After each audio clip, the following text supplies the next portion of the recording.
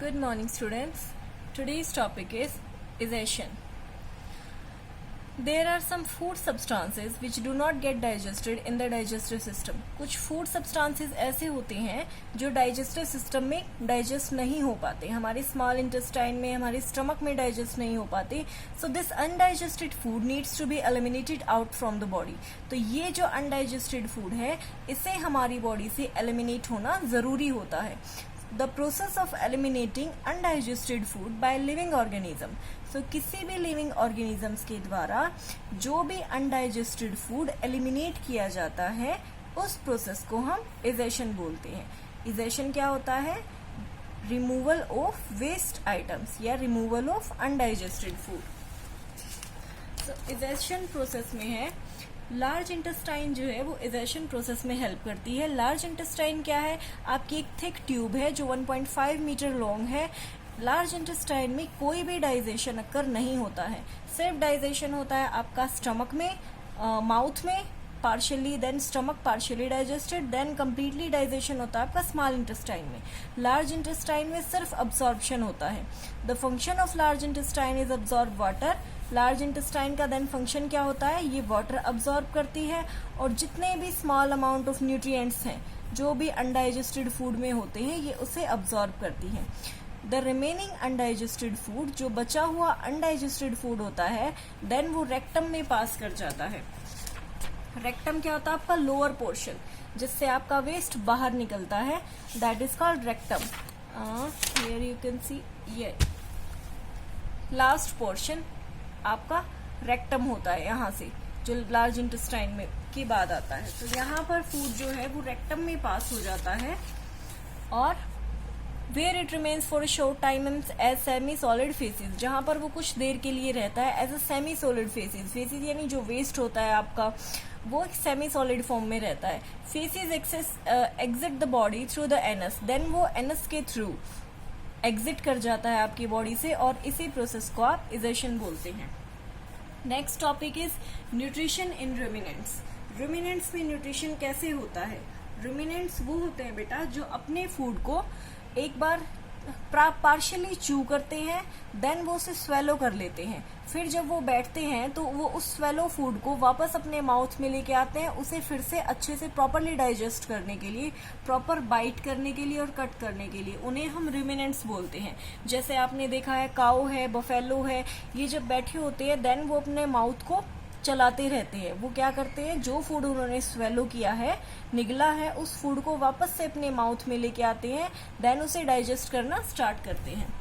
So रुमिनेंट्स are hoofed animal that chew the cud and have a stomach with usually 4 chamber. रुमिनेंट जो होते हैं वो hoofed animals होते हैं, यानी जो कड को च्यू करते हैं, वापस से अपना food bring back from the stomach ले आते हैं, एंड हैव अ स्टमक. और उनके जो स्टमक होता है उनमें यूजुअली 4 चैम्बर्स होते हैं.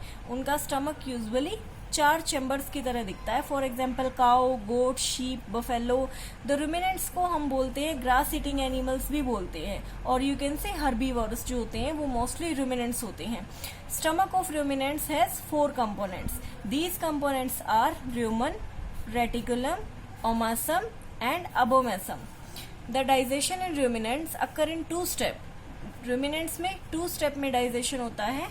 अब in the first step, ruminants eat the grass and chew it partially. First step में क्या है? ruminants जो है grass को eat करेंगे, mouth में grass को intake करेंगे, then उसे partially chew करेंगे. partially यानी थोड़ा चबाएंगे, देन वो फूड जो है वो स्वेलोड निगल लेते हैं और निगलने के बाद उसको रूमन में पास कर देंगे. रूमन है आपका first chamber. Here you can see in the picture, this is Roman. ये आपका फर्स्ट चैम्बर है. सबसे पहले जैसे ही उन्होंने माउथ में से फूड इनटेक किया, उसे पार्शियली च्यू किया, फिर फूड को सीधा निगल के वो रूमन में ले गए. यहाँ पे जो हाफ च्यूड फूड होता है रूमन, इसे हम कड बोलते हैं. इस हाफ च्यूड फूड को हम कड बोलते हैं. In rumen food is acted upon by some organisms to digest the cellulose content that forms the bulk of the food. Rumen में क्या होता है? कुछ डाइजेस्टिव जूसेस होते हैं, कुछ माइक्रो ऑर्गेनिजम्स होते हैं, जो भी एज यू नो कि प्लांट जो होता है या प्लांट के जो भी पार्ट्स होते हैं जो ये खाते हैं, उनमें सेलुलोज होता है. सो ये सेलुलोज जो है यहाँ पे that form the bulk of the food. ये सेलुलोज यहाँ पर थोड़ा सा डाइजेस्ट होना स्टार्ट होता है. इसके बाद the cud is then passed into the second chamber. Rumen से जो हाफ या और you can say partially digested था फूड था, वो वापस से सेकंड चैम्बर में जाता है, और सेकंड चैम्बर है आपका रेटिकुलम। रेटिकुलम में जब ये चला जाता है, रेटिकुलम में जाने के बाद ये आप फूड पाइप देख सकते हो, यहाँ से देन फूड रेटिकुलम जो है वो फूड को पुश करता है वापस से माउथ में, ठीक है, ताकि उसको फर्दर च्यू किया जा सके, अच्छे से उसको फिर से प्रॉपरली ब्रेक किया जा सके।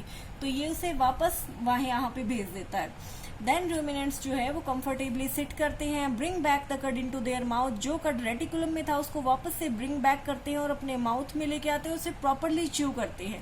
सो this is called chewing the कड, और यू कैन से रूमिनेशन।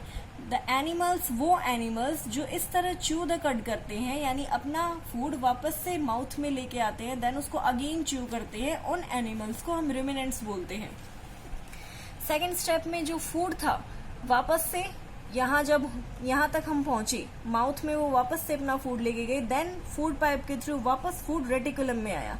रेटिकुलम में आने के बाद वो थर्ड चैम्बर में एंटर होता है। Here you can see the third chamber, internal वाला, दिस इज ओमासम। थर्ड चैम्बर है हमारा ओमासम। यहाँ पर फूड जो है फर्दर ब्रोक डाउन होता है इनटू स्मॉल पीसेस। यहाँ पर और भी फूड जो है वो थोड़ा सोल्यूबल फॉर्म में कन्वर्ट हो जाता है।